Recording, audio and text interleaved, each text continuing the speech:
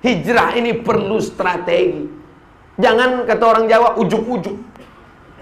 Jangan kita pikir hijrah itu tiba-tiba langkah kaki keluar dari rumah. Bismillahirrahmanirrahim. La haula wala quwata illa billah. Apa yang terjadi? Terjadilah. Mati-matilah.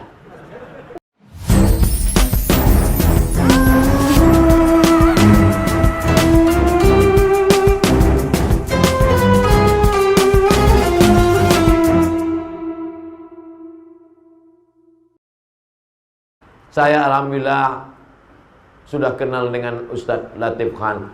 Datang dulu ke Belawan, kemudian saya datang ke rumah sakit menjenguk beliau. Tapi untuk duduk di pangkuan beliau belum lagi.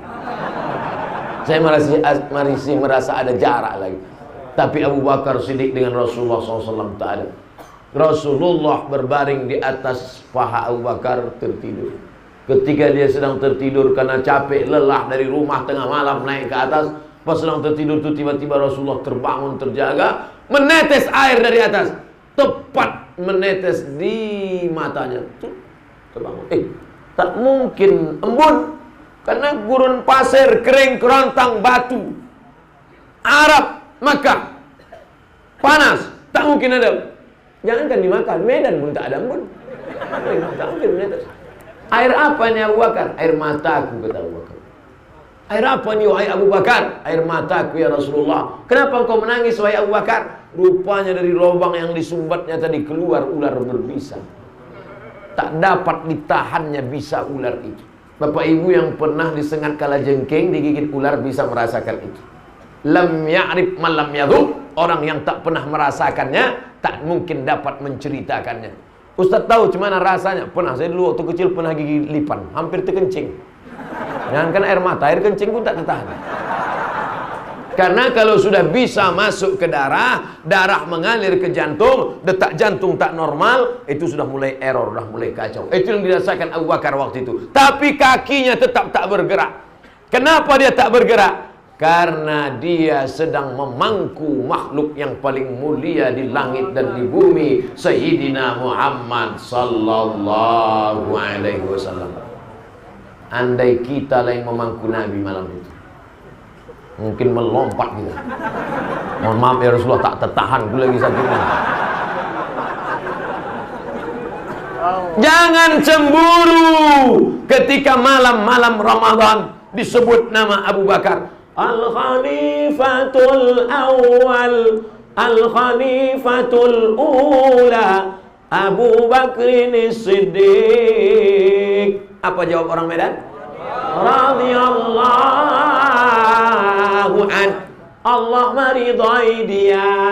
Kenapa Allah meridai dia? Nyawanya dia kasihkan untuk Rasulullah. Kenapa Allah meridai dia? Kakinya disengat binatang berbisa, ular kalajengking. Tapi dia lebih sayang kepada Rasulullah sallallahu alaihi wasallam. Kita makanya belum pernah lagi protokol manggil. Berikut ini mari kita dengarkan tausiah yang akan disampaikan oleh Al-Mukarram Haji Abdul Somad LCMA, disambut oleh jamaah radhiyallahu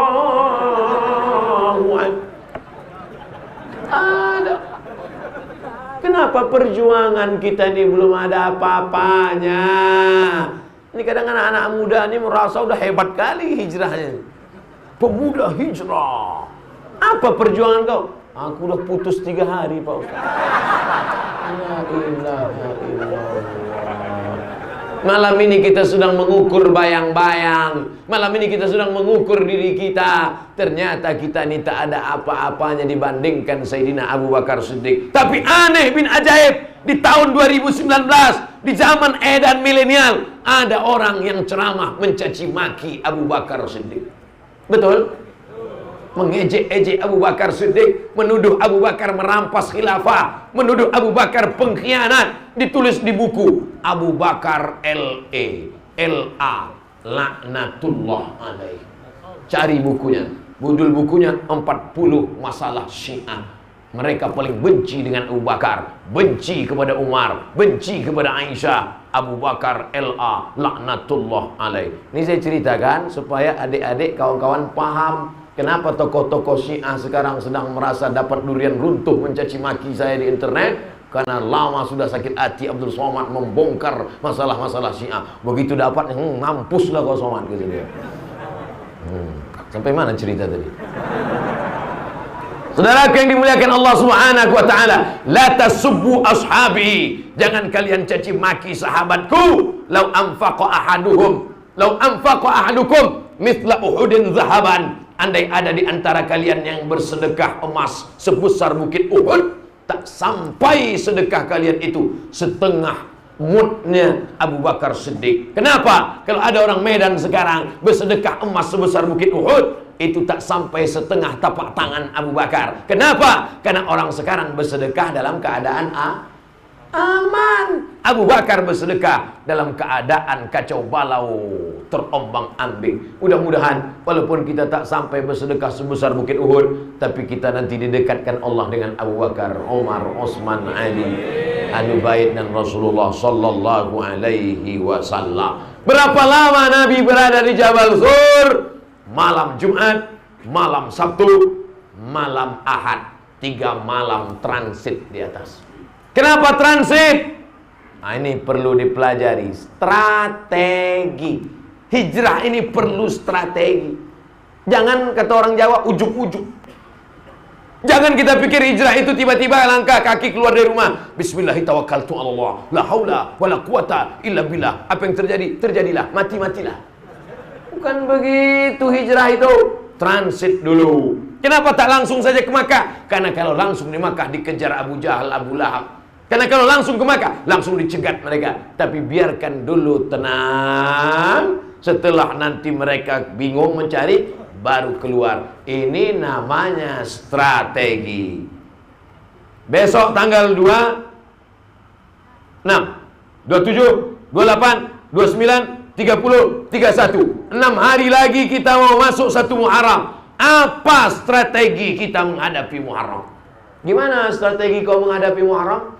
Ya, cuma yang di atas saja lah Pak Ustaz. Apa yang di atas? Cicak.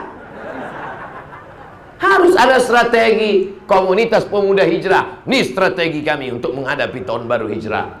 Komunitas bapak-bapak hijrah, ini strategi kami menghadapi hijrah. Masalah sedekah, masalah infak, masalah persatuan umat, masalah pengajian, mesti ada strategi seperti yang dijalankan Nabi dan Abu Bakar Siddiq pada malam hijrah radhiyallahu an sallallahu alaihi wasallam. Siapa yang mengantar makanan ke atas? Jangan bayangkan Nabi ngangkat tangan, ya Allah kirimkanlah makanan. Datang Jibril bawa makanan. Tidak begitu. Makanan dibawa oleh perempuan namanya Asma. Berita dari Makkah, hiruk pikuk itu mesti dibawa ke atas. Berita dari Makkah dibawa ke atas. Malam tidur di atas, siang mendengar berita. Malam tidur di atas, siang mendengar berita. Berita itu dibawa laki-laki namanya Abdullah bin Abu Bakar Siddiq. Hilang pula bahan. Yang tidur di tempat tidur Nabi Sayyidina Ali. Yang menemani di atas Abu Bakar. Yang membawa makanan Asma. Yang membawa berita Abdullah. Di bawah mesti ada satu pura-pura ngangon kambing. Ada satu orang pura-pura mengembalakan kambing. Tapi tugas pokoknya bukan mengembala kambing, tapi mengamat-amati siapa yang kira-kira naik ke atas. Maka dia adalah laki-laki namanya Amir bin Fuhairah. 5. Yang keenam, nanti akan ada pembawa penunjuk jalan. Ini dari Makkah ke Madinah tidak bisa jalur biasa. Kalau jalur biasa nanti kena cegat, kena tangkap. Pakai jalur khusus dari tepi Laut Merah. Yang tahu jalan itu namanya Ibnu Uraiqid, maka pakai jasa Ibnu Uraiqid. Inilah yang disebut kalau bahasa kampungnya job description. Bagi-bagi itu tugas. Coba kita pikir. Yang menemani Nabi di atas Jabal Sur, Abu Bakar apa Ali? Abu Bakar. Yang tidur di tempat tidur, mana yang lebih berat tugasnya? Naik ke atas apa tidur? Ini nampaknya salah bagi tugas. Mestinya yang tidur ini Abu Bakar. Dia kan orang tua. Orang tua ini kan cepat tidurnya. Orang tua zaman dulu. Mestinya Abu Bakar, kau tidur di tempat aku. Sedangkan Ali, anak muda, dia yang naik ke atas. Tapi kenapa yang tidur Ali, Yang naik Abu Bakar. Karena resiko yang paling besar adalah yang di tempat hidup. Apa resikonya? 14 pedang, bro. Sekali. Apa pelajaran dari sini? Maknanya kalau kita jadi pemimpin, kalau resiko yang terbesar, letakkan keluarga terdekat. Ali, keluarga terdekat. Tapi kalau yang tugas-tugas ringan, kasih orang lain. Orang sekarang giliran yang berat-berat, susah, nyawa, sini kau sebentar. Kau sini ya. Udah cepat kau mati. Tapi giliran yang enak-enak, baru bawa keluarga.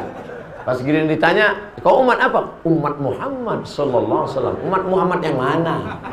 Muhammad tukang ayam. Mohon maaf Pak tukang ayam. Artinya apa? Ini segala tindak tanduk tingkah laku Nabi SAW. Laqad kana lakum fi Rasulillah uswatun. Suri tauladan. Sampai masalah penetapan ini, kalau engkau menjadi seorang perempuan, bertindaklah membawakan makanan hijrah. Kalau kau seorang anak laki-laki yang hebat perkasa, bertindaklah membawakan berita. Kalau kau menjadi seorang yang tahu jalan, bertindaklah sebagai Abdullah bin Uraiqid. Kalau kau orang yang pandai memata-matai, bertindaklah sebagai Amir bin Fuhairah. Bagi tugas masing-masing. Begitu juga dengan malam ini. Ada anak-anak muda yang pandai IT. Ini mereka, dia tak banyak. Dia tak serius sekali dengan pengajian. Yang penting pas ini. Yang mata-mata ini. Ada yang ngurus lampu. Dipasangnya lampu, habisnya tidur di belakang. Artinya bagi tugas masing-masing. Ada pula yang nampaknya tugasnya sepele aja, tapi sangat berarti. Apa dia? Ini digital printing.